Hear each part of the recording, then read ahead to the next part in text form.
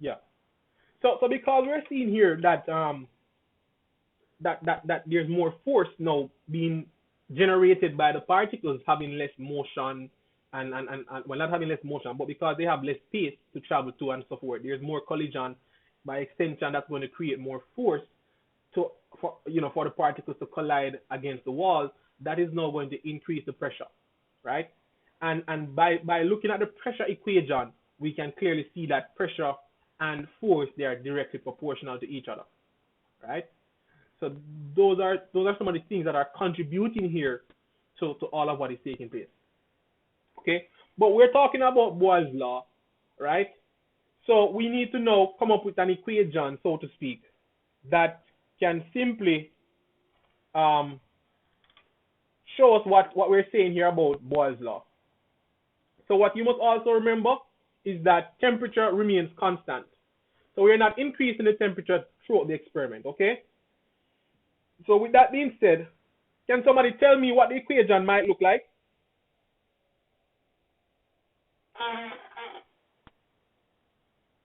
What do you think the equation might look like?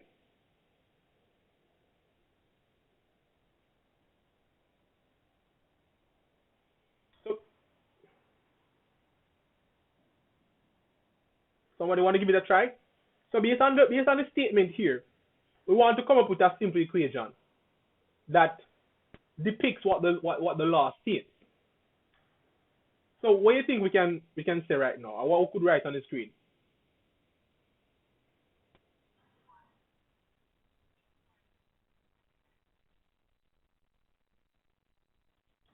All right. So I'm gonna think me ready for that one day yet, right? Give me the shorter equation by way of just looking at this law right here. That one it possibly would be correct, but give me the shorter one. Remember, I normally start off with the shorter one, right?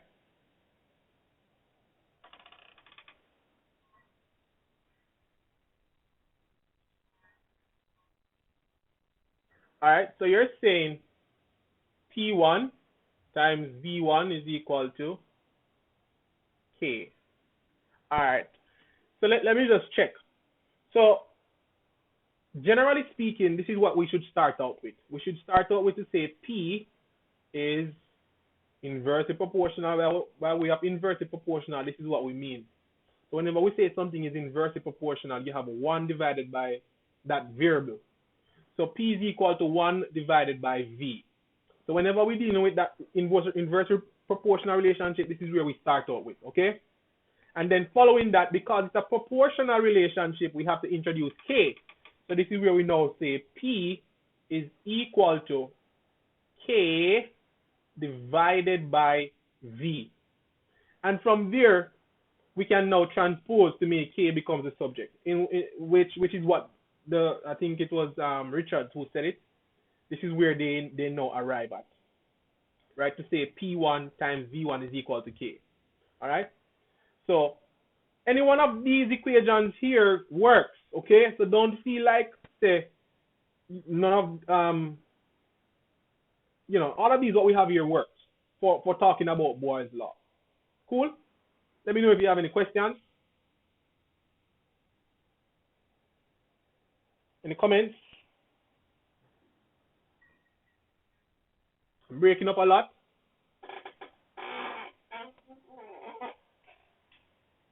Or not by a lot. Which one? All right, yeah. So what I was just saying that we would start out with this one right here, right? So this is like the raw equation in a sense. It's not necessarily an equation, but more of an expression that says pressure is inversely proportional to volume. This is how you write it, okay? Then to make it look a little bit more better, we say pressure is equal to K divided by V. But we can also pretty it up to say P times V is equal to K. And this is when we're saying temperature is constant. So we can say at constant temperature. Right? At constant temperature. So that's what Boyle's law is really stating there. Now, let's just continue, right?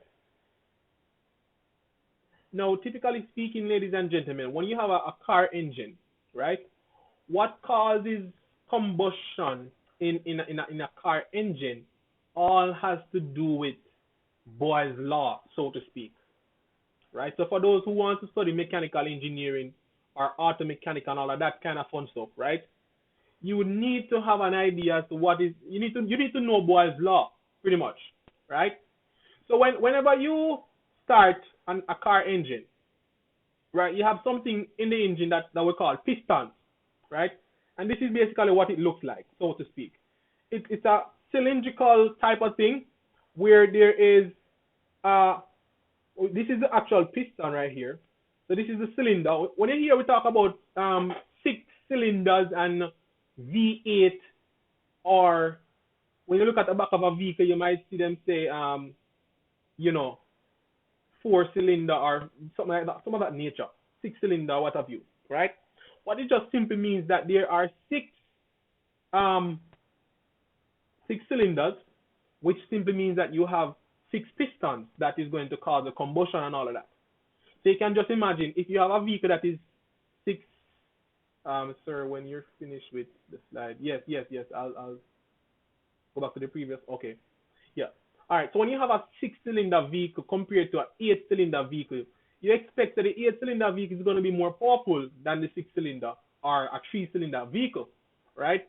That is just simply means that you have more ability to burn fuel, right? Which is going to turn the engine much faster and all that. But that's not what we want to get at. What we want to look at is the fact that in order for the car to run or to turn over its engine, the gas that comes from the gas tank has to be inserted inside of the piston, right? When that gas goes inside of the piston, or inside of the cylinder rather, the piston is going to compress the gas. And you know that when we compress the gas, we are by extension, reducing the space that the gas has to move up and down, right? And when we do that, what we realize is that the gas don't have much space to move, so it's going to explode, right? And that's how the combustion, as it relates to how this thing works. I'm going to send the link in the chat.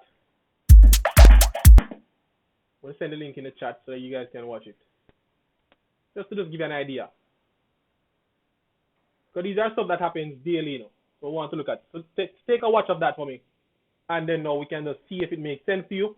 All right?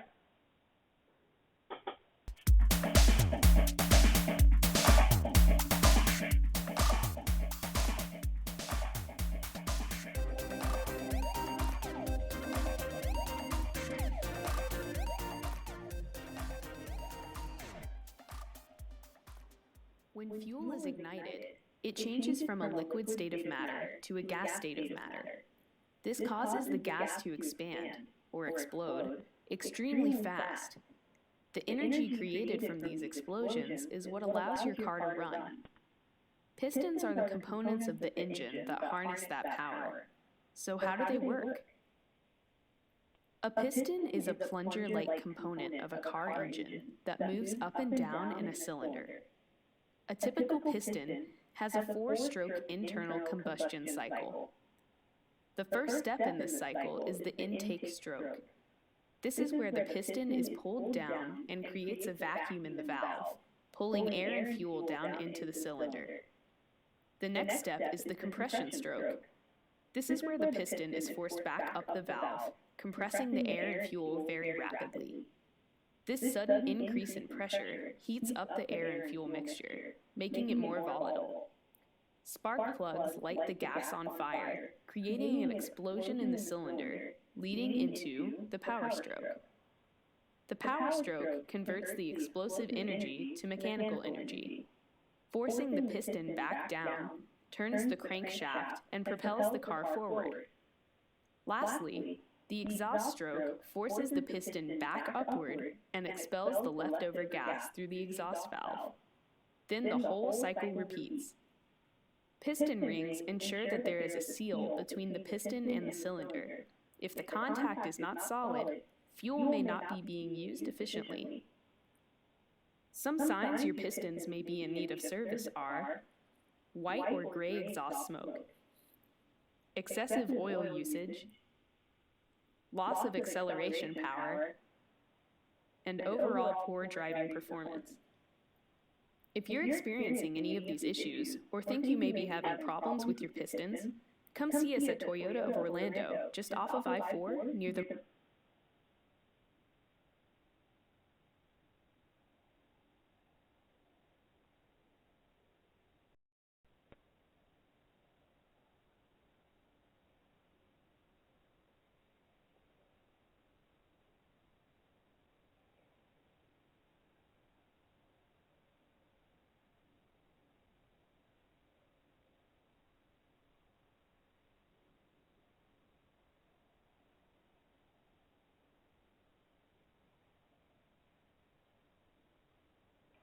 Right, guys.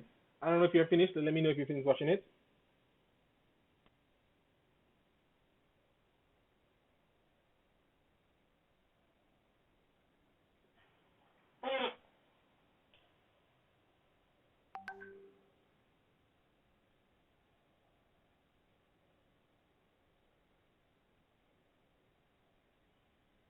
Are you guys finished watching that video?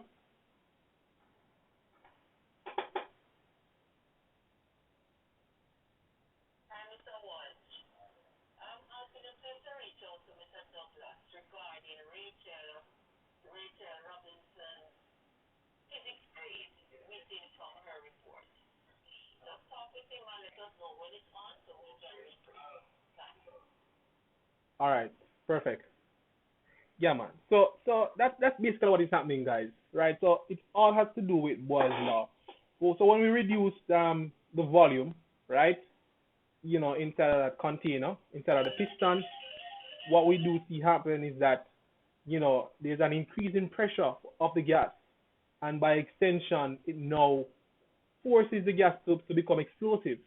And as you could see a while ago, that the spark plug is what would help to ignite the gas, so to speak, right? So in most of what happens around us, guys, there are small little laws that comes into play, okay? So I'm hoping that you guys would have learned something from this. All right. So let's now, pretty much move on here. So one of the things that we generally do whenever we have any type of relationship, right? We can represent it from a graphical standpoint, okay? And this is what we're seeing here. So yesterday we looked at Boyle's law, right? Boyle's law showed us a directly proportional relationship between volume and temperature. And for that reason, we were able to represent it graphically. And that graph was a straight line graph, okay? When it comes to an inversely proportional relationship now, ladies and gentlemen, we no longer have a straight line graph. We now have a curve. You follow me? So that is what we're seeing here, to just simply describe the relationship between pressure and volume. And it makes sense. When I increase the volume, right, I decrease pressure. When I increase pressure, I decrease volume, so to speak, right? So that's just what we're seeing here. Let me know if you have any comments.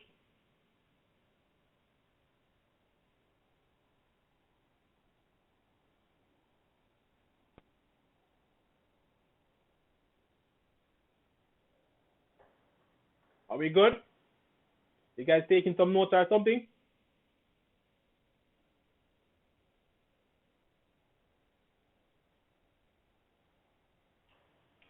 Yeah, man. So let's make a sketch of that graph, basically, right?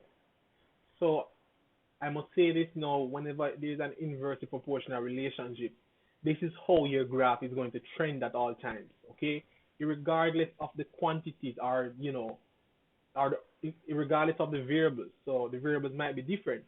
It could be pressure and area. That's how the graph is going to look. So once you understand the basics, then just use that to propel the knowledge further on, okay? It doesn't change. Are there any questions for me?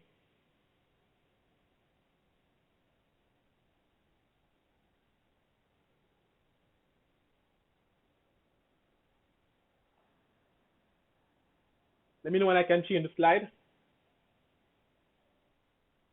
All right. So guys, in the same way, when we looked at Charles' law, right? You know, where we said that, you know, you can look at different scenarios. So imagine that you have that particular gas and you would have altered the the volume, so to speak, right? At different points, you'll still have that constant of proportionality, as you can imagine. And for that reason, right? If I know that P1 times V1 is equal to K, and when I change the volume, I'm going to obviously get a change in pressure. So I now have V2 times V times P1, which is still equal to K. I can now equate both equations because I have K and K being equal. So that's the reason why we can now have this to say P1 times V1 is equal to P2 times V2. So when we practice a particular question, this is the equation that we're going to use if, you know, there's a change in volume or a change in pressure or something else. You know what I mean? So this is where this one is going to come in handy. You can also use this to describe, you know, this law, Boyle's law, right? So yeah.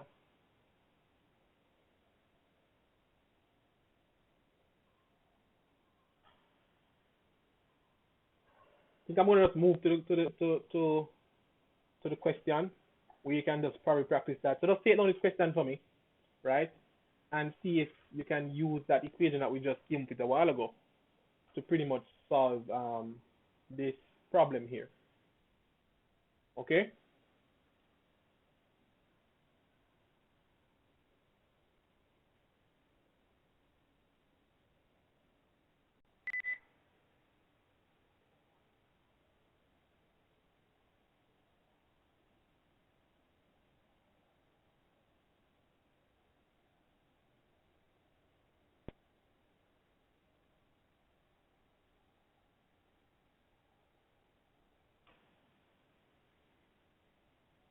Richard, you good, Richard? What going on over there? Everything good on your yard?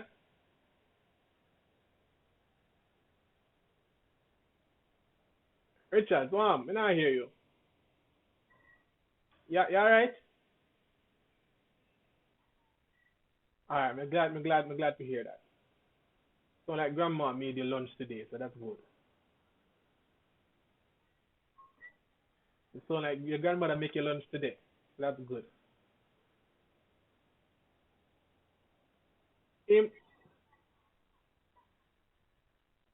yeah, whenever you're happy, you know, it shows your belly full.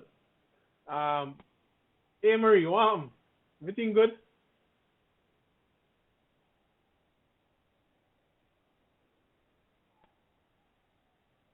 Hey Marie, never pay me mind. Me shout out her, but she not pay me the mind.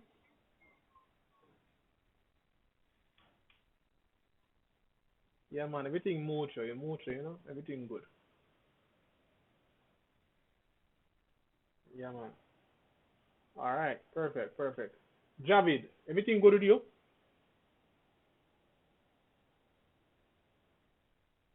All right, and you understand what I go on, so? All right, good. All right, I believe I can next the slide.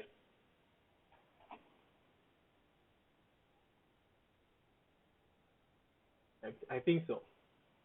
I haven't heard anybody said anything. All right, cool.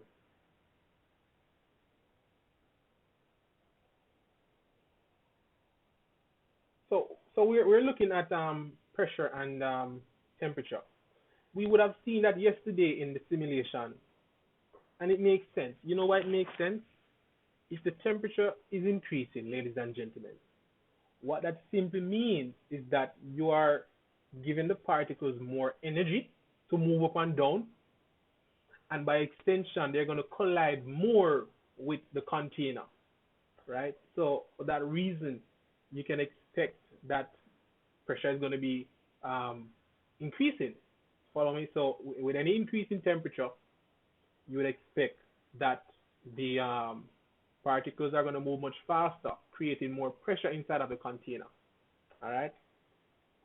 So that is quite easy. And I have a little bit of notes here to just explain to you what is happening with the kinetic energy of the molecules. That's what I mean. So all of what we're talking about here is linked back to our kinetic gas theory and all of that. The movement of gas particles or particles in general. Okay? And here we have a simple example which involves, talking about pressure law. All right? It says that the initial pressure and temperature of the air in a car tire, right, was 200 kilopascals and 27 degrees Celsius respectively. It says after a journey, the pressure of the car tire was found to be 230 kilopascals. They want us to calculate the temperature of the air in the car tire. All right. So we need to calculate this. We need to do this. But remember, the first thing, well, that's not the first thing, but I did say it. It's a disclaimer to say that whenever we're working out these questions that deals with gas laws specifically, your temperature should be in Kelvin. So that's the first thing we're going to start out. We want to convert, right,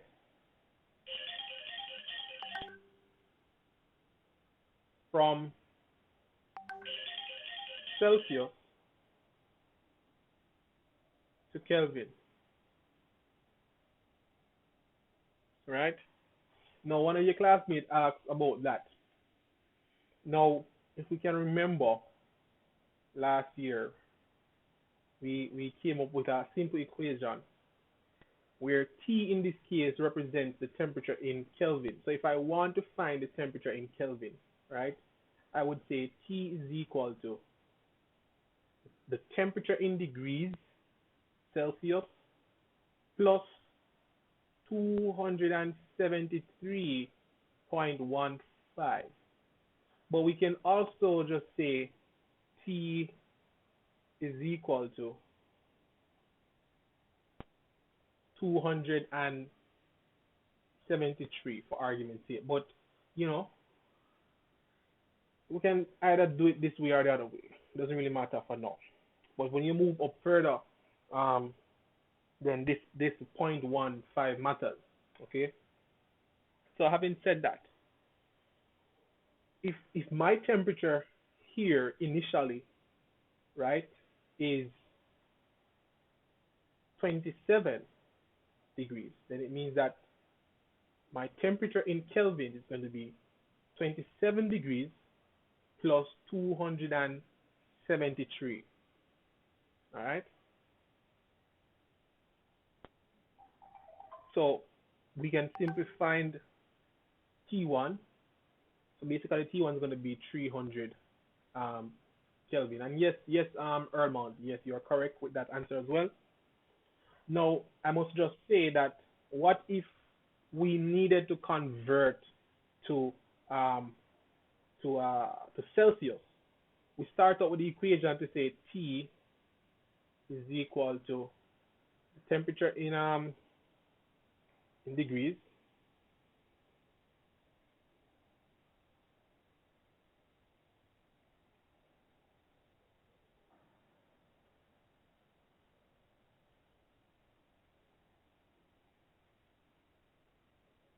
and then what I would do, I would transpose the equation, right, to make this symbol become the subject. So in essence, I would be saying T minus 273 is equal to the temperature in Celsius, so to speak. So that is when you're converting back to Celsius, okay? So that's just using that. Once you understand the general equation, then you can pick and choose from there as to what you want to find, and then now you just find it. You understand? So that's really what it is. So just remember that T is talking about the temperature. Temperature in Kelvin, right? And this is just saying temperature in degrees Celsius. All right. Now, having said that, we can now go ahead and try to attempt the question. So we know P1 times V1. Not is it V1? No, that's not it.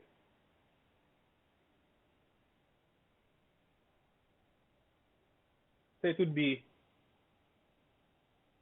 P1 divided by T1 is equal to P2 divided by T2. Am I correct so far? That's where we would start off, right? Yeah, man. And then now from there, now we just transpose to make T2 become the subject. So I'm going to cut it short. T2 is going to equal to pretty much P2 times T1 divided by T1. And from there, we can put in the values. P2 is 320 K, guys. We have to put back the K in the calculation. We cannot drop the K. The K means kilo, right? And we're going to multiply that by, we could almost drop it, but I don't want you guys to practice to dropping it. The reason why we could drop it is because the K can cancel out, but don't practice that, right? Keep it in the equation and just work with it, because sometimes you might make the wrong mistake. You see what I mean? So the temperature is 300, right? Kelvin. Divide that by 200 K. And please, this K doesn't mean Kelvin, it means kilo. All right? So let's go ahead and work that out. So we have 330 kilopascals times 300 Kelvin.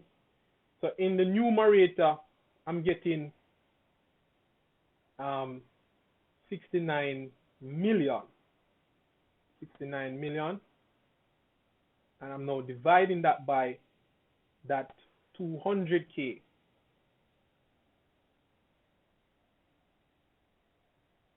So at the end of the day, as your classmate is saying here, T2 is equal to 345 Kelvin.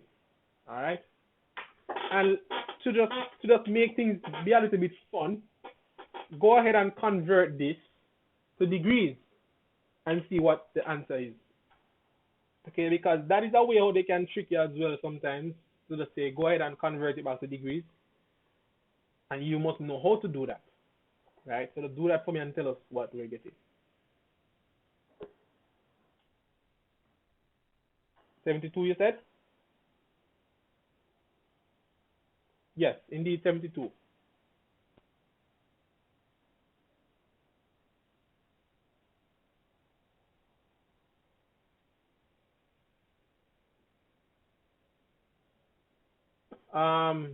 You sure? Let me check again.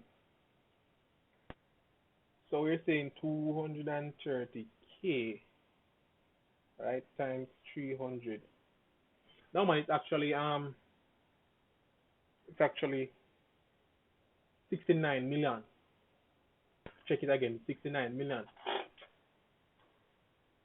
See?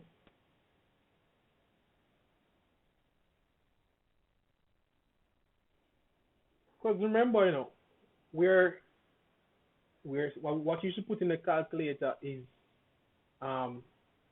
630 thousand, right? Times 300. That's how you go.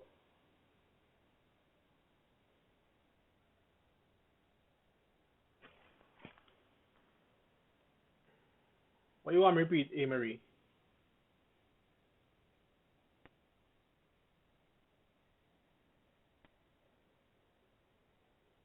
So what we're doing here, guys, is, yeah, because the numerator, let's work out the numerator, right?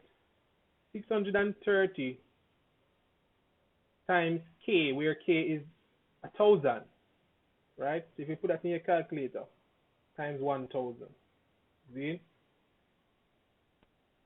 You get 630,000. Then you're going to multiply that by 300. You're going to get 69 mil. That 69 mil is going to be divided now by 200K, which is 200,000. That's what I mean? And that's how we get the 345 Kelvin. So you see, that's what I'm saying now, guys. You have to pay attention, right? You can't leave out the K, right? And no, you see, yes, Erman, you could have done it that way. So remember, I was saying, that you could have left off the K. But I don't want you to practice that, right? You have to remember that K is a prefix, which means 1,000. So in your calculation, it should be in your calculation. You could have dropped it off. I could have canceled out the K right here.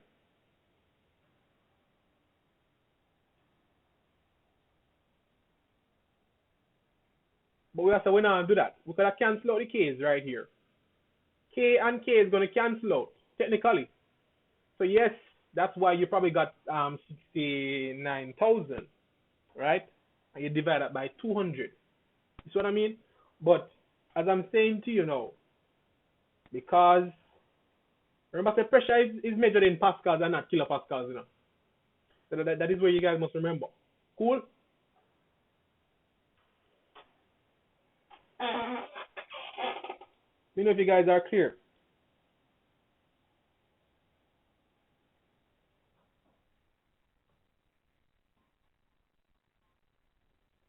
Technically, right? Remember, the K means 1,000. So in your calculation, you should put that in, right?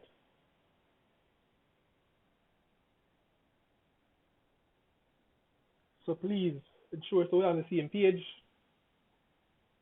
If you don't understand what we're talking about, let me know, please.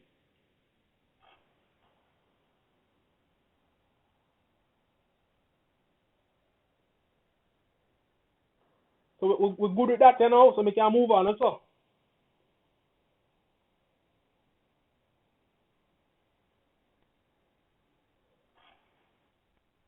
All right. The last thing that we are going to cover as it relates to gas laws is that thing what we call the combined gas law, right? Now, as the word suggests, combine. All it simply means it is taking all the three laws that we looked at. We looked at Boyle's law, we looked at Charles' law, and we looked at the pressure law. And now what we're doing is combining all of those three laws into one equation. Okay? So, this is the equation, right? The equation is P times V divided by T is equal to constant. Now you might be wondering, why is it called the combined gas equation? Now let's recall Charles' law. Can somebody tell me a little bit about Charles' law? What and what do we know about Charles' law? Quickly.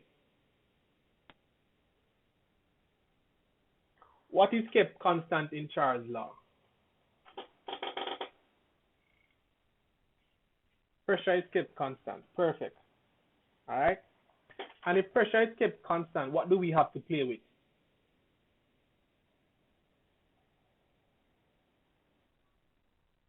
Volume and temperature. So what we're doing here, ladies and gentlemen, if I were to cover pressure, then I am left with Charles' law. That's what I mean. and it doesn't necessarily mean that you cover it. You see, the imagine that they told you the constant. If they told you what the constant pressure is, because when they say constant pressure, it's a particular value.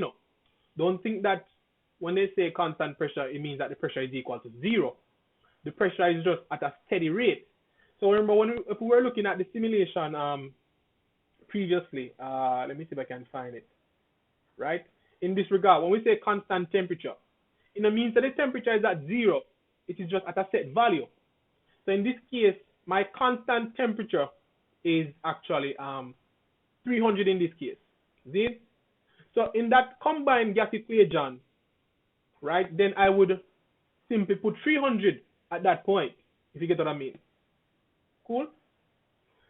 So in this regard, as it pertains to the pressure law, and not pressure law, but Charles' law, they would have given you the constant pressure, and you would have just put it in the equation, simple like that, and then you just go ahead and try to find what you need to find, so to speak. All right? And give me another law. What does Boyle's law says again? Tell me.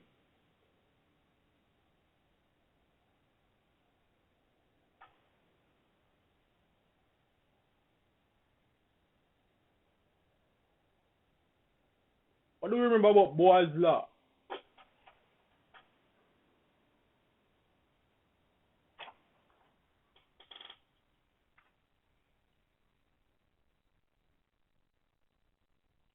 Inversely proportional. And what is kept constant?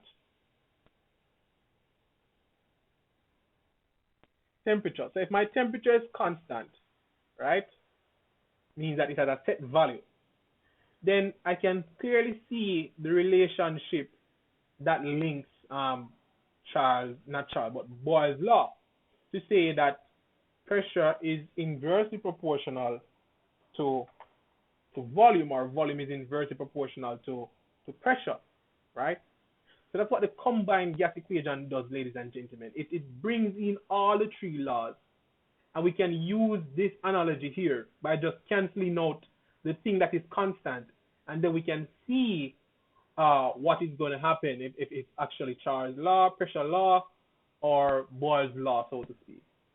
So it is nothing hard, as you can imagine.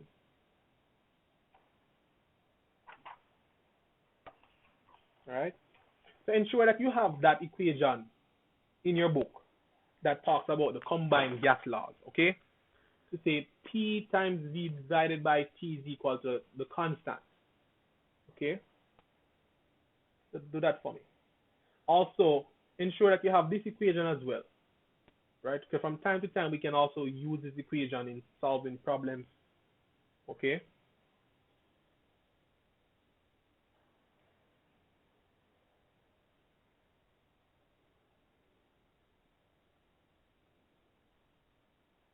I'm going to send a picture of a question in the WhatsApp group. This is just a question that would have involved the law, right?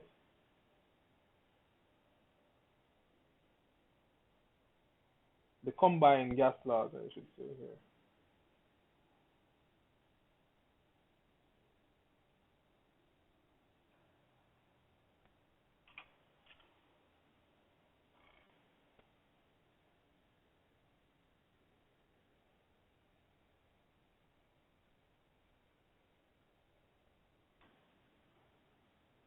Right, so you can take a look at this question, basically.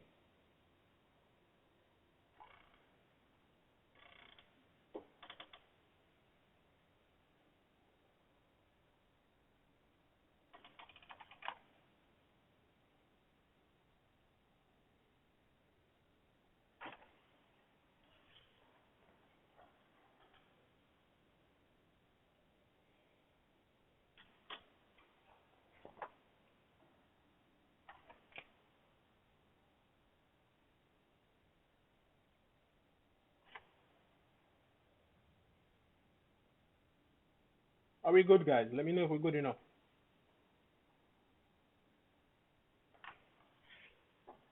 Tajir, you good?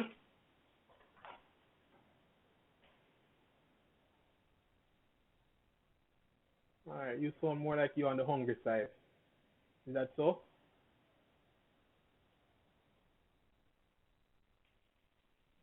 Oh, sorry to hear that. Drink some water, man. Probably need some water.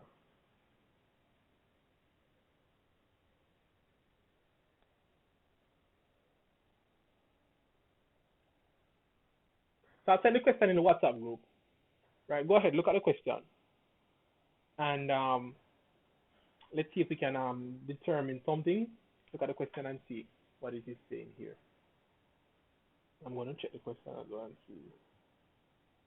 So it says that whether balloon containing hydrogen gas is released from the ground into the atmosphere, the volume of gas in the balloon at launch is 40 meters cubed, while the pressure of the gas is 1,000, well, 1 times 10 to the 5 Pascal, right? Or in other words, we can say newtons um, per meter square, and the temperature is 35 degrees Celsius, or they told you the temperature in Kelvin, which is 304 kelvins.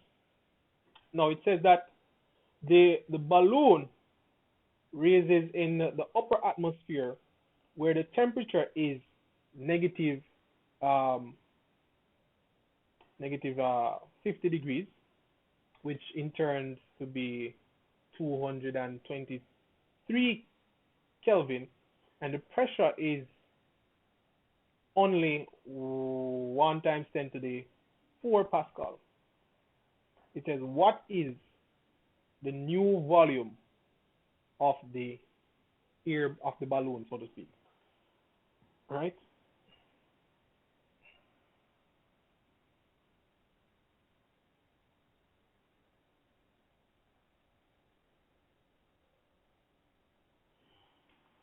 What is the new volume? Right. So I want you guys to just try to complete that. Try to complete it, and then send me the answer.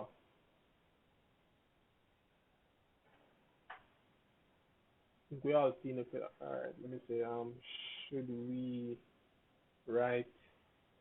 No. All right. So wind. Remember,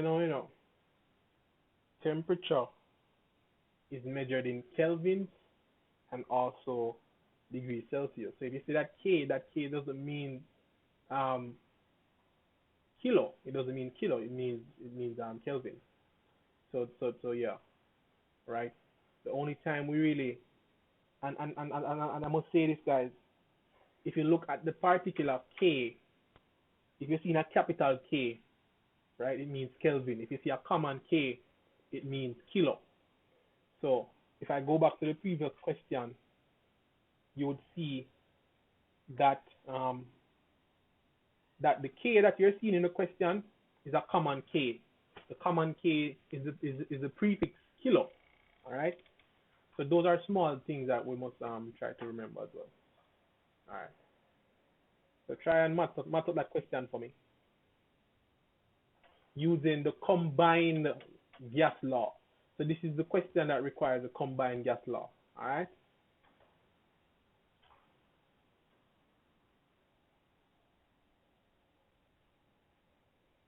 So they can combine all the laws in one particular question. Once you get the answer, just shout it out in the chat